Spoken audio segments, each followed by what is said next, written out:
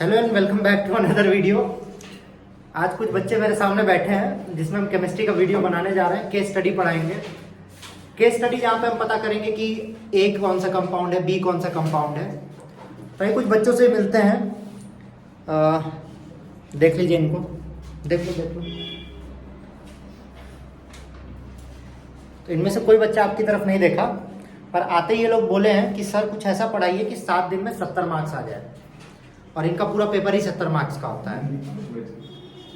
तो 7 दिन, अच्छा 5 दिन बचे हैं, बहुत बढ़िया। तो इन लोगों को 5 दिन में 70 मार्क्स लाना है, और इनका पूरा पेपर ही 70 मार्क्स का है। और ये लोग पढ़ाई कितनी की है वो बताते हैं। अगर मान लेते हैं 12 चैप्टर है टोटल, तो ये लोग 13 चैप्टर नहीं पढ़े हैं। 9 ही चैप्टर है, तो ये लोग 10 चैप्टर नहीं पढ़े हैं। ये देखिए, इन लोगों को चैप्टर भी नहीं पता है। तो बच्चे बहुत तेज हैं, कोई घबराने वाली बात नहीं है। 5 दिन में 70 ले ही आएंगे सब लोग मिला के। तो ये क्वेश्चन की बात करते हैं हम लोग। ये 10 इयर्स का क्वेश्चन है, 2012 आईएससी। क्वेश्चन कह रहा है एन एलिफैटिक हाइड्रोकार्बन ए। क्वेश्चन ध्यान से तुम लोग भी सुनना। 10 इयर्स है किसी और के पास? निकालो। 2012 कह रहा है आपसे aliphatic hydrocarbon A on treatment with sulfuric acid in the presence of HgSO4 yields liquid B with molecular formula C2H4O on oxidation B का ऑक्सीडेशन अगर हम करेंगे एसिडिफाइड पोटेशियम डाइक्रोमेट से K2Cr2O7 yields E, जो कि किसके साथ, सोडियम बाइकार्बोनेट के साथ अगर रिएक्ट करते हैं तो एफरवेसेंस देता है।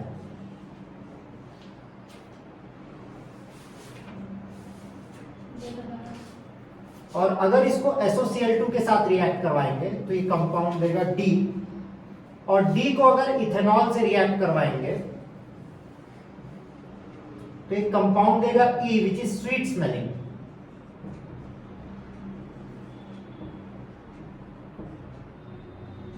और अगर इस E को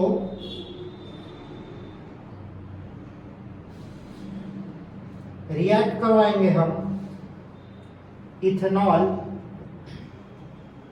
प्लस H2SO4 से, तो ये वापस से C बना देगा। हाँ, तो ABCD समझ में आया क्या बोल रहे थे हम? यस। नो भी बोल सकते हो, तुम्हारा चेहरा दिख नहीं रहा इसमें। बताओ, ये समझ में आ रहा है? नहीं? देखो, सबसे पहला काम केस स्टडी में होता है, जो बोल रहा है उतना लिख दो। हम हर एक लाइन जो बोल रहा था वो लाइन से लिखते गए कि एक एलिफैटिक हाइड्रोकार्बन है, इससे रिएक्ट करके बी बनाया जिसका कि मॉलिक्यूलर फॉर्मूला ये था, फिर एसिडिफाइड डाइक्रोमेट से रिएक्ट करके सी बनाया, और सी को पहचानने का 2 तरीका दिया है। सबसे इंपॉर्टेंट बात जो तुम लोग को ध्यान देनी है, तुम लोग इधर देखो, सबसे इंपॉर्टेंट बात जो तुम लोग को ध्यान देनी है वो ये देनी है कि किसी एक कंपाउंड के बारे में चोरा गया।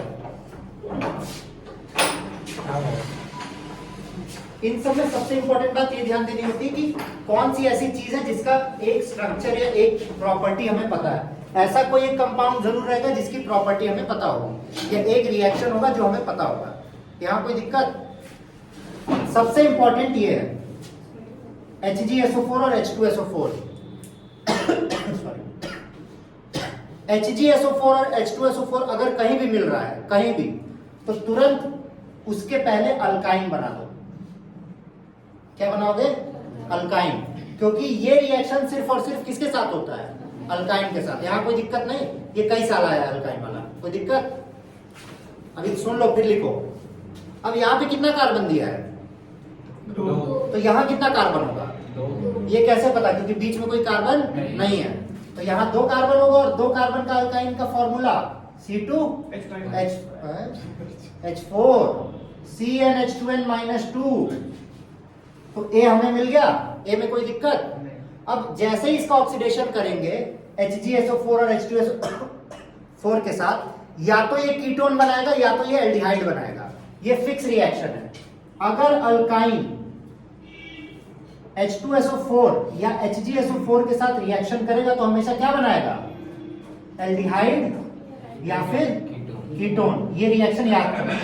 तो यहाँ पे कीटोन बनने लायक कार्बन तो नहीं है, क्योंकि कीटोन हमेशा कहाँ होता है, बीच में। तो यहाँ क्या बन जाएगा, CH3 और CHO। कोई दिक्कत? और हमसे बोला कि हम ऑक्सीडेशन करवाएं, किससे, एसिडिफाइड पोटेशियम डाइक्रोमेट। एल्डिहाइड के ऑक्सीडेशन से हमेशा क्या बनेगा, आगे जाइए, अल्केन, एल्कोहल, एल्डिहाइड कीटोन और कार्बोक्सिलेट। जब भी एल्डिहाइड कीटोन को ऑक्सीडेशन करेंगे तो क्या बनेगा, कार्बोक्सिलेट। तो C क्या हो जाएगा, कार्बोक्सिलेट। कितने कार्बन का, 2, 1 और 2, 3 कार्बन किसको दिख गया, मैथ वाले भी 3 बता रहे हैं यार।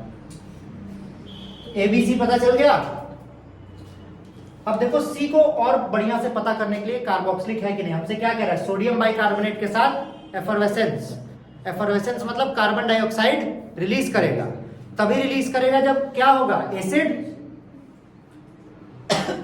SOCl2 के साथ। इसके नाम में ये एसिड है, मतलब यहां से H हट जाएगा और क्या बनेगा, CH3 COOCl। S कहां से Cl, यहां कोई दिक्कत है तो बता दो। और फिर कह रहा है इथेनॉल के साथ रिएक्ट करके स्वीट स्मेलिंग। एक ही स्वीट स्मेलिंग सब्सटेंस हम लोग पढ़े हैं, कौन सा, ईस्टर। अब ईस्टर में कितना कार्बन होगा ये पता करते हैं। 2 कार्बन हमारे पास यहाँ पे है, CH3 COO। और इथ में कितना कार्बन होता है, 2, तो 2 कार्बन और लगा दो, C2H5। तो ये हो गया A B, अच्छा A B C D और E। कोई दिक्कत है तो बताइए। यहां से एक और ऑक्सीजन गायब होगा, COCl होगा, SO2 बाहर निकलता है। कोई दिक्कत है इसमें, कार्बोक्सिलिक और एसीटोन का एक फॉर्मूला आता है। नहीं, एसीटोन ये होगा ना, CH3 COCH3। तो क्या तरीका है केस स्टडी करने का, सबसे पहले जो बोल रहा है उसको लिख दो। फिर उसके बाद एक ऐसी जगह आएगी जहां पे तुम्हें पता चल जाएगा कि वो क्या है। यहाँ पे एफरवेसेंस बोल दिया, यहाँ पे स्वीट स्मेलिंग बोल दिया, यहाँ SOCl2 बोल दिया, मतलब कार्बोक्सिलिक हमें चाहिए। तो कार्बोक्सिलिक बना के उल्टा भी जा सकते हो। पर ये पहला वाला रिएक्शन सबसे इंपॉर्टेंट है, ये हर बार आ रहा है। ये रिएक्शन जब भी आएगा मतलब अल्काइन का रिएक्शन हो रहा है, अल्काइन कितने भी कार्बन का, और आगे एल्डिहाइड या कीटोन बनेगा। ये सबके में आता है, केस स्टडी में भी तुम लोग में आता है, CBSE में। तो ये 2012 का क्वेश्चन तो हो गया।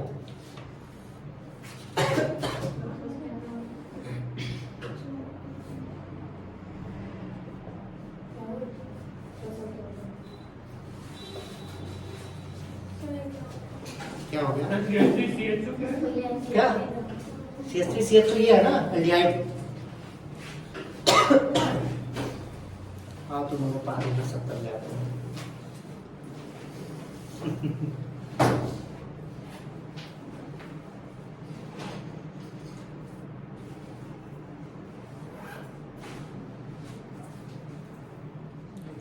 तो अगला क्वेश्चन हमारा ये है 2013 का। इस क्वेश्चन का भी आपको पहले फ्लोचार्ट बनाना होगा। अगर आप फ्लोचार्ट बना लेंगे तो इसके आगे का पार्ट इजी हो जाएगा। बच्चे बैठ के फ्लोचार्ट बना रहे हैं एक दूसरे से चीटिंग करके, तो फ्लोचार्ट उन लोगों को बना दीजिए, आप लोग भी बनाइए, फिर हम देखते हैं कि कैसे पता चलेगा। अगर आप पता कर लेते हैं तो बहुत बढ़िया। तो हमारा फ्लोचार्ट इस पे डिपेंड कर रहा है। एन ऑर्गेनिक कंपाउंड A जिसका मॉलिक्यूलर फॉर्मूला है C2H7N on treatment with nitrous acid HNO2 gives B जिसका मॉलिक्यूलर फॉर्मूला है C2H6O। जिसको अगर किसी एक ऑर्गेनिक कंपाउंड C से ट्रीट करते हैं तो ये कार्बोक्सिलिक एसिड देगा RCOOH, और एक दूसरा कंपाउंड देगा D जो कि स्वीट स्मेलिंग है।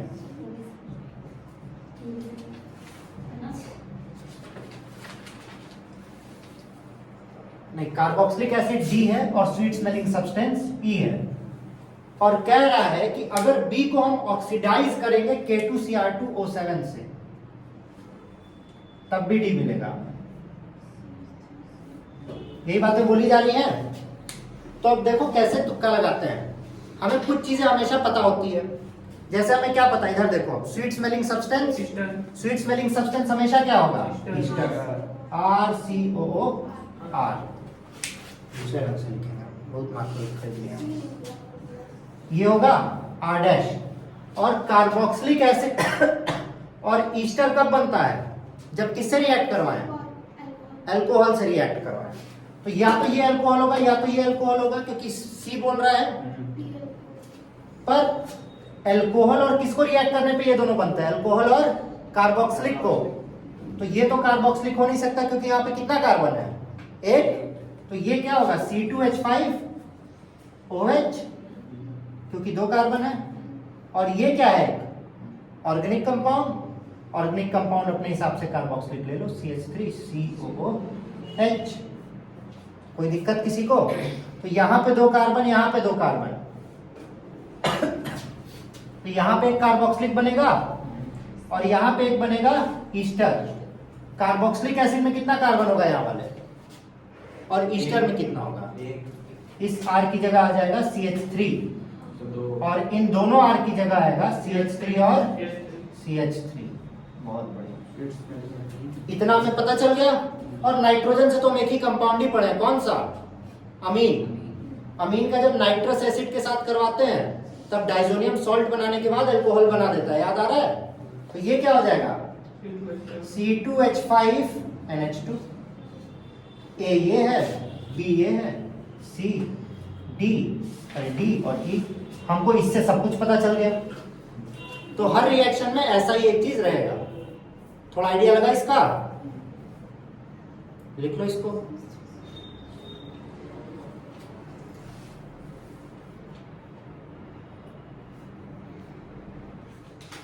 गलती बता दी। यहाँ पे 3 कार्बन एक्स्ट्रा आ रहा है, तो यहाँ पे CH3OH की जगह C हमारा C2H5OH हो जाएगा, ताकि 3 कार्बन यहाँ पे एडजस्ट हो सके। तो अगला क्वेश्चन हमारा ये है 2014 का। ये अभी तक का सबसे सिंपल क्वेश्चन है।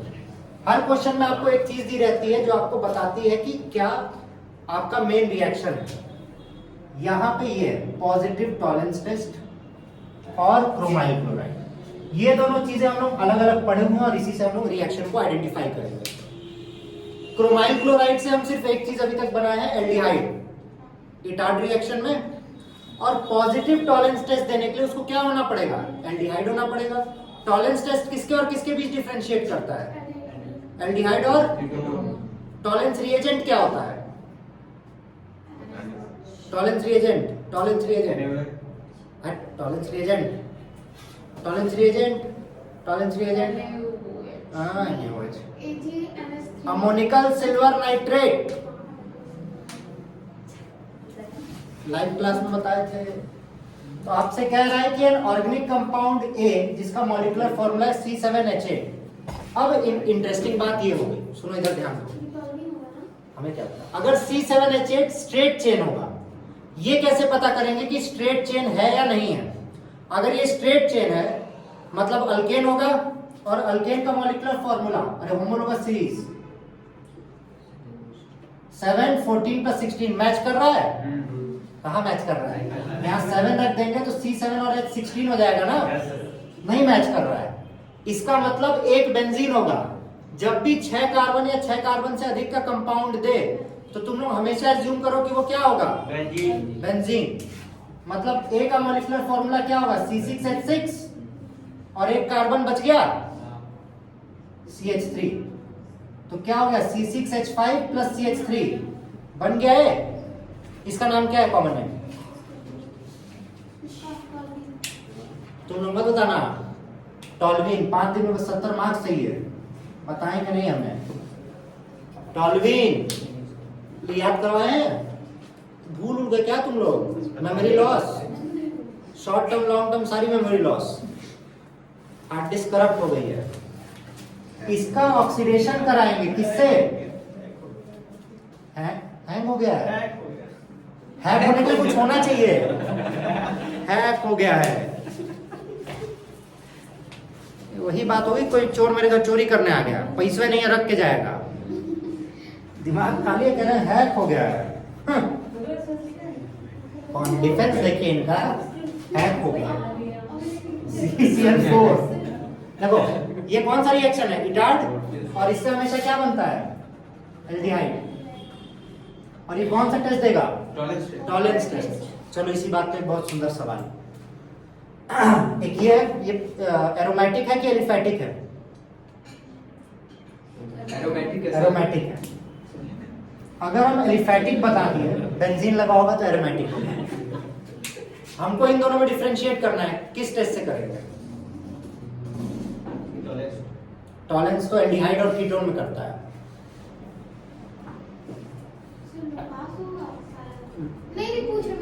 देवी लुकास अल्कोहल करता है।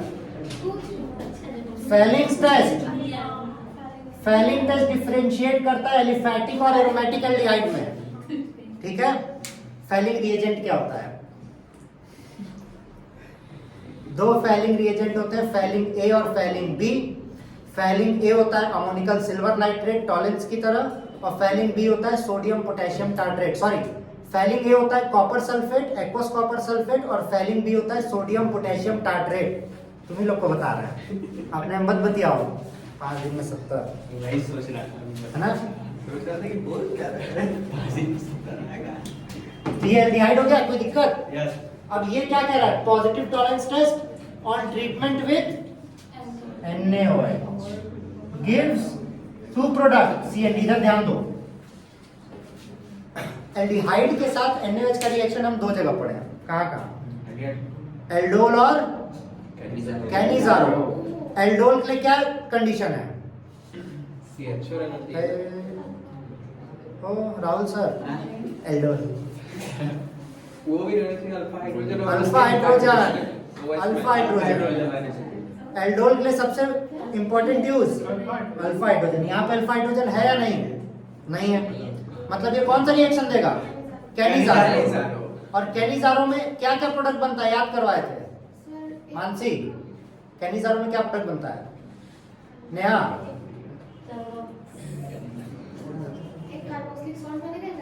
एक कार्बोक्सिलिक सॉल्ट और एक अल्कोहल।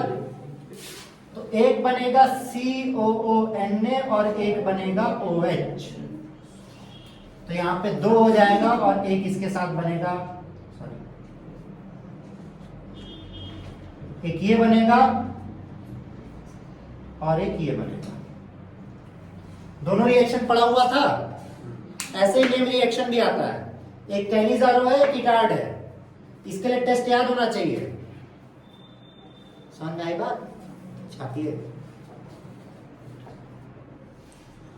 तो अगला क्वेश्चन ये है सुंदर सा, और ये सुंदर सा क्वेश्चन ये सुंदर से बच्चे करेंगे जो कि जान दे चुके हैं क्वेश्चन लिखने में ही। क्वेश्चन वैसे एक बार कराया गया है, याद है? मेरा गला खराब था, क्रिश रीडिंग किया था इस क्वेश्चन की। अच्छा वही जो क्रिस नाम का था। हाँ, क्या है? चीटिंग मत करो। 5 दिन में 70 मार्क्स लाना है। तो करिए, फ्लो चार्ट बनाइए, क्वेश्चन करिए। तो आइए शुरू करते हैं। ये लोग तो किए नहीं, अभी को करना पड़ेगा। मेरा एग्जाम है, अभी दिमाग की मांडोली चल रही थी, राहुल लगवाएगा। हमको ऑल द बेस्ट भी आ गया। तो सबसे पहला शब्द दिया हुआ है एलिफैटिक अनसैचुरेटेड। अनसैचुरेटेड मतलब डबल या ट्रिपल बॉन्ड होगा व्हेन ट्रीटेड विद HgSO4 और H2SO4। सबसे अच्छी बात, सबसे पहला क्वेश्चन जो आज बताया उसी में हम बता रहे थे कि अगर ये है, इसका मतलब स्टार्टिंग में क्या होगा? अल्कीन या अल्काइन? अल्कीन अल्काइन कोई भी हो सकता है, पर यहाँ पे अल्काइन होगा। और उससे क्या बनेगा? एल्डिहाइड या कीटोन। अगर कीटोन बनने लायक कार्बन है तो कीटोन बनेगा। 3 कार्बन है, कीटोन बन सकता है। तो ए हमारा क्या हो जाएगा? अल्काइन। और बी हमारा क्या हो जाएगा? कीटोन। मैटर समाप्त। अब कह रहा है be on oxidation with concentrated nitric acid. ये ध्यान देने वाली बात है। एसीटोन का ऑक्सीडेशन होगा तो क्या मिलेगा? क्योंकि हमको मुंबई से फिर फोन आ रहा है, अगली मूवी में हम ही को ले रहे हैं। सब फ्लॉप हो गए वहां वाले। कौन सी मूवी बन, कोई मूवी बन रही है? शहजादा 2 में हम आएंगे, कार्तिक आर्यन की जगह। उसमें जाकर केमिस्ट्री पढ़ाएंगे हम। मूवी में केमिस्ट्री पढ़ो। कौन का चलो 3, जब भी हम लोग कीटोन का ऑक्सीडेशन कराते हैं तो आगे जाने के बाद क्या मिलेगा? कार्बोक्सिलिक। पर यहाँ 2 प्रोडक्ट मिल रहा है, तो एक कार्बोक्सिलिक होगा और दूसरा कीटोन। हैं? नहीं होगा, एल्डिहाइड होगा। एल्डिहाइड तो होगा ही नहीं, ऑक्सीडेशन हो रहा है, एक ऑक्सीडाइज होकर आगे बढ़ जाएगा और एक पीछे रह जाएगा, एक बनेगा अल्कोहल और एक बनेगा कार्बोक्सिलिक। यस सर, तो ऐसे बोले जैसे क्या ही बताएं, छोड़ो क्या बताएं।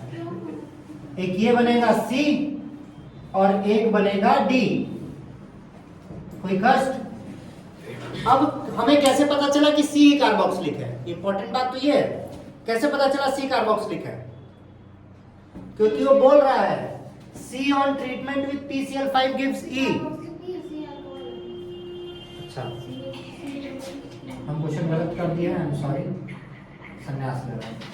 हाँ, C on treatment with PCl5 gives E। ये हम लोग सबसे पहले चैप्टर में पढ़े थे, जहां हम लोग हेलो एल्केन्स को प्रिपेयर करते हैं कि अल्कोहल को अगर PCl5 से रिएक्ट करवाएंगे तो अल्काइल हैलाइड बनता है। तो अगर हम इसको PCl5 से रिएक्ट करवाएं, छापो मत, सुन भी लो, तो ये क्या बन गया? E। यहां तक कोई कष्ट है तो बताओ। नहीं। और कह रहा है E इथेनॉल से रिएक्ट करके F बना रहा है, जो कि स्वीट स्मेलिंग है। क्या ये पॉसिबल है? नहीं है। E कह रहा है आगे इथेनॉल से रिएक्ट करके F बना रहा है, स्वीट स्मेलिंग। मतलब E को अगर हम इथेनॉल से C2H5OH से रिएक्ट करवाएं तो क्या बनाएगा? ईस्टर, है ना? और ईस्टर बनाने के लिए हमें यहां पे क्या चाहिए होता है? कार्बोक्सिलिक। तो ये PCl5 वाला रिएक्शन इससे न करवा के हमें इससे करवाना पड़ेगा, और इसीलिए C कार्बोक्सिलिक था और D अल्कोहल था। PCl5 से रिएक्ट करवाएंगे तो E की जगह बन जाएगा CH3COCl। इसीलिए हम C कार्बोक्सिलिक को बोले थे और D अल्कोहल को, क्योंकि अगर हम लोग C अल्कोहल को लेंगे, इधर ध्यान दो, बाद में छापते रहना, अगर हम C अल्कोहल को लेंगे तब हमारा ये आगे वाला काम गड़बड़ा जाएगा। तो हमें कहां से पता चला? मेन जानकारी हमें पहले ये मिली, दूसरी जानकारी हमें ये मिली थी, तो इन दो जानकारी के भरोसे हम बाकी चीजों को बना दिए। कोई दिक्कत? तो पहला रिएक्शन हमारे लिए याद करने वाला था और लास्ट वाला रिएक्शन। हर ऐसे केस स्टडी वाले क्वेश्चन में ऐसे कुछ नेम रिएक्शंस होंगे, ऐसे रिएक्शंस होंगे, तुम लोग समझ सकते हो, उसी से सारा रिएक्शन फ्रेम करना होगा। कोई दिक्कत? इसमें कोई कष्ट नहीं है। इसको बंद कर दें। आप लोग से मिलेंगे बाद में, अभी लोगों को बोर करने जा रहे हैं। Bye bye.